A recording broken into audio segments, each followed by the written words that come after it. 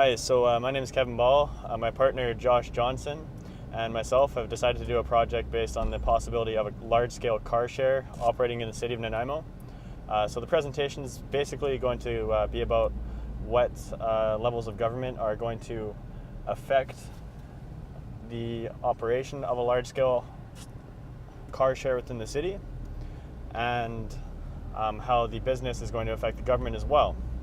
And we figured what best way to show you than driving out in car share. So join us on this ride.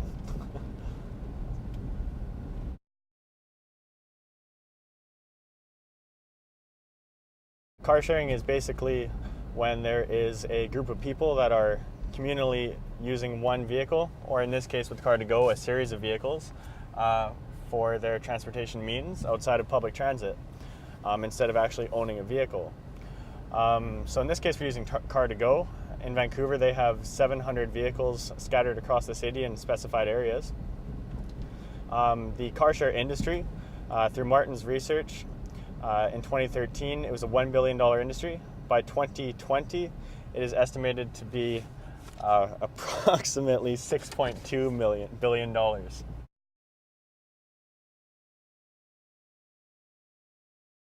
There's a couple of reasons.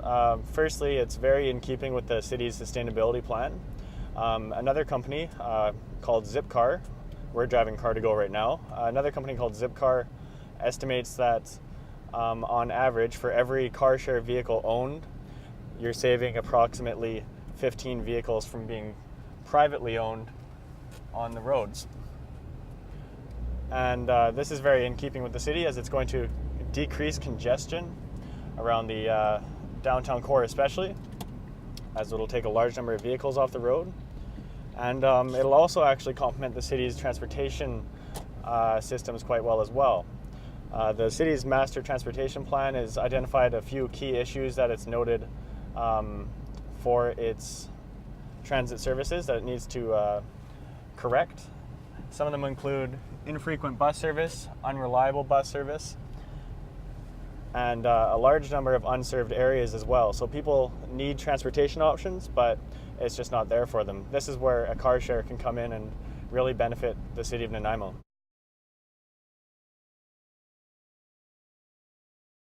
Well, there's two, and I've already kind of discussed them. Car share as well as Zipcar. Car2Go as well as Zipcar. Car2Go was founded in 2008 in Ulm, Germany, if I'm saying that correctly. It has 500,000 members worldwide at this point, approximately, and operates in 25 cities. Within the city of Vancouver, it has 700 vehicles, according to one of their marketing people that work there. Another company, Zipcar, has 700,000 members worldwide and started in 1999. And they also do operate in Vancouver, but unfortunately we're unable to get how many vehicles that they have there.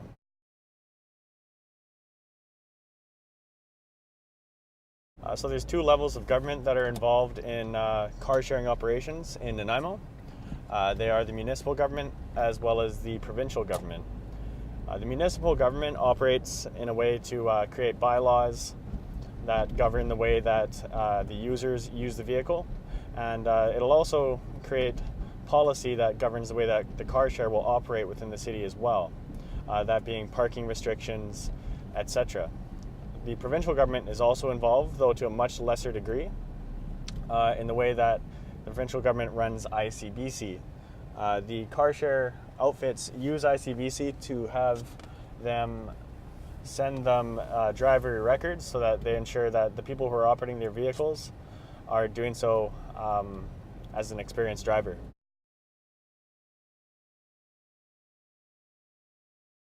So speaking specifically to the municipal government and their influence on a car sharing operation within Nanaimo, a larger scale operation, they do affect it in a few ways.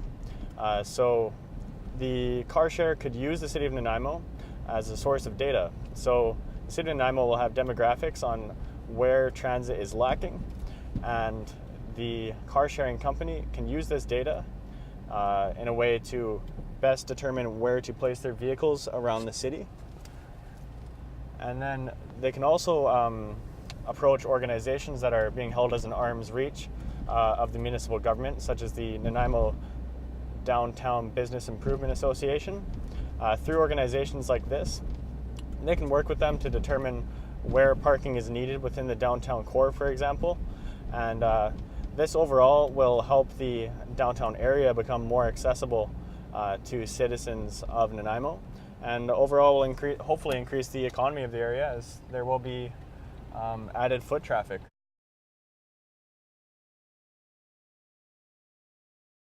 There's a few different categories, being residents as well as businesses. Speaking of residents specifically, as discussed in the Master Transportation Plan conducted by the City of Nanaimo, there are a lot of people within the city that are living in an area which is underserved by public transit. So those people living in those areas would definitely be a stakeholder in the operation of a car share within Nanaimo. Also, those who don't have the income or consistent income to support owning a full-time vehicle as well as running a full-time vehicle. So those people who don't have enough funds to support that, and also falling within that does include students. So students of Vancouver Island University often don't have enough income, consistent income, to support owning a vehicle full-time. So they would also be included as a stakeholder.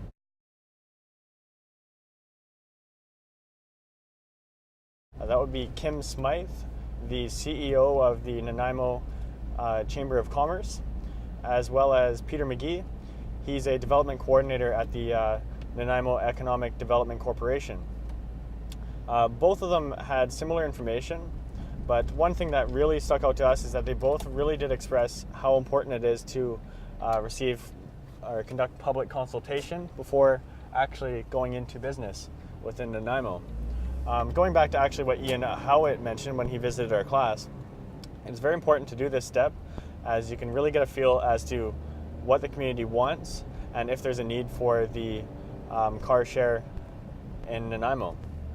Another thing that Peter McGee specifically did mention to us is the opportunity that's presented with a car share to look into the City of Nanaimo's master plan as to what they plan on doing in the future for the plan. And that'll give you an idea as to how to adapt the car share operation in the future to better suit the citizens of Nanaimo, as some areas may receive further limitations on bus routes, or they also might be improved. So you would have to adjust your business accordingly.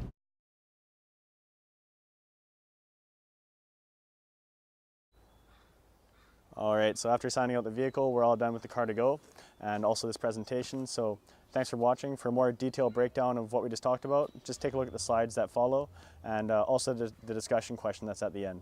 Thanks for watching.